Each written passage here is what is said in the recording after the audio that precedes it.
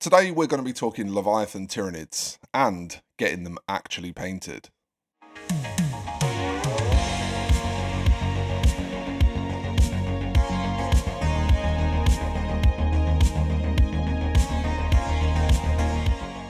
Like many of you out there in miniature land, I also got in on some of that sweet Leviathan action. But it was just the Tyranid half for me. After all, there's already more than enough unpainted Marines lurking around my office space lately. And honestly, that tends to be what worries me about buying any big GW box these days. I mean, look, I want them just as much as the next nerd, but it pains me to think that what I might be actually buying into is just another addition to the pile of unpainted plastic. When I made the switch a couple of years ago from focusing on GW games to focusing more on low model count games like Infinity, one of my main motivators was that I wanted to actually start finishing collections that I bought into. And that's been going really well for me, having recently got together my third fully playable Infinity Force. So for me, one of the most important things is that I actually get these Tyranids painted. And I'd be willing to bet, if we thought about it, the same probably goes for a lot of you.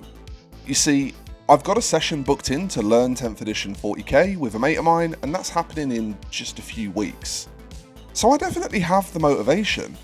What I need now is the means. The sensible place to start, at least in my mind, was with a test scheme for a custom scheme that I knew I could execute quickly and nicely.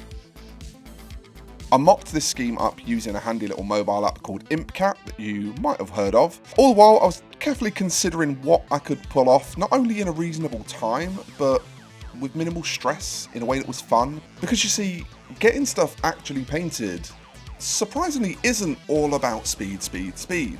You can slap your chops and brush your dries till the cows come home, if you're having fun while you're doing it. But I'm willing to take a bet that there's at least a few of you out there that find painting that way just a bit dull sometimes. And if you're one of those people, the bad news is you do share a demographic with me. But the good news is that there is at least hope for you. Because you see, when you paint, if you focus on techniques that you find engaging and enjoyable to carry out, you'll be faster anyway. Not because of the technique, but just because you're more engaged, because you're having a good time. And once you start to learn this, it really just becomes a secret of figuring out the compromise between fast and fun. I actually was doing this during my test process for these Tyranids, realising that although I enjoyed the task of blending the claws and tongues with a couple of greens, I lose very little to the overall look by just banging some contrast on those areas instead.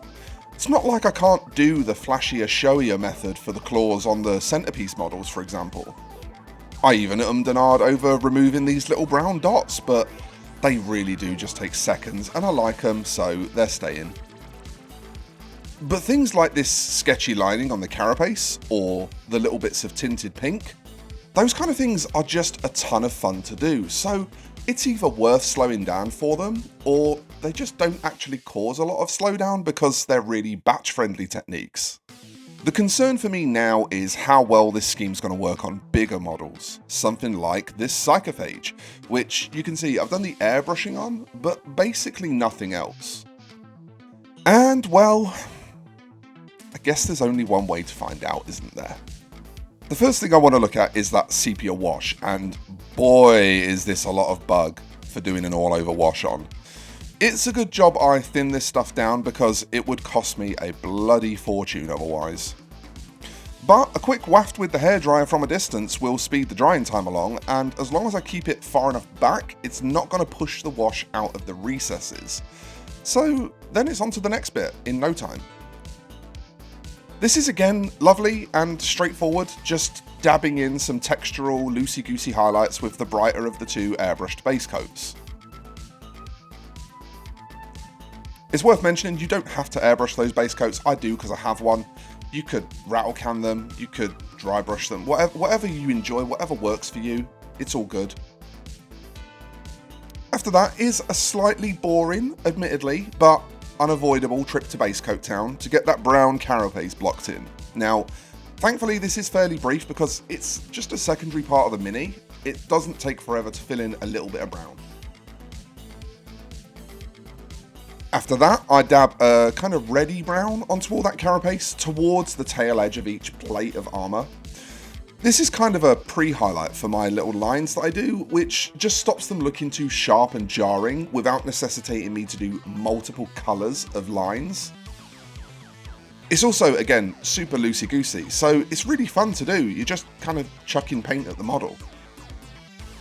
Now, from there, I do have to knuckle down and zone out for a bit. It's the lines. It's time to do those.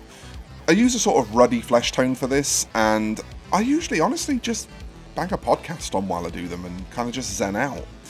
Yes, they are fiddly, and yes, it does require a bit of patience, but it's actually pretty pleasant and engaging, especially if you have something on in the background to keep your concentration going. So, I never find it really takes that long to get through.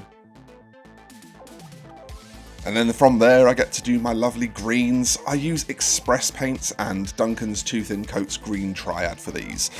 I just spank a bit of yellow towards the tips to kind of finish that off.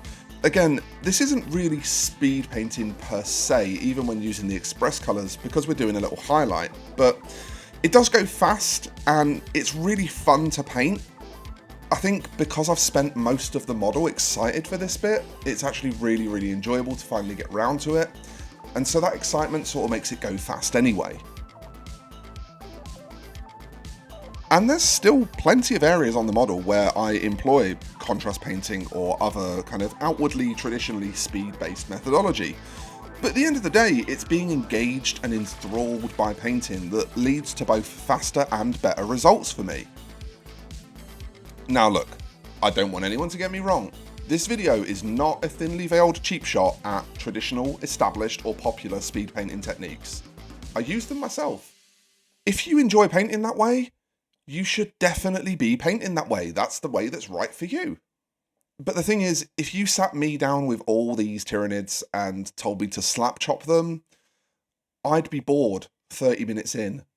So I figured for the painters out there that enjoy painting and want to tackle this box on their own terms, maybe you just needed to hear that it's okay to paint them in whatever way you find the most fun. So I guess we're finally on to the real question now. How did the Psychophage turn out? And well, I guess the best way to answer that is for us to take a look.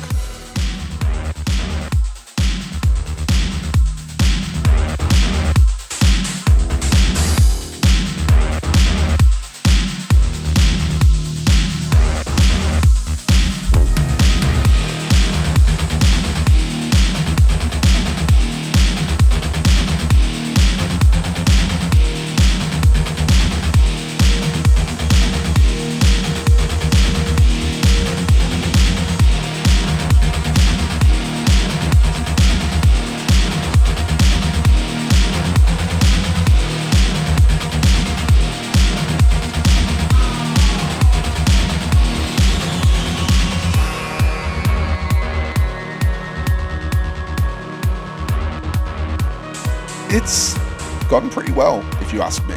Sure, it was a handful of hours, not just a quick one or two. But is that ever really the goal for centerpiece models anyway? Are we trying to finish them in an hour or two?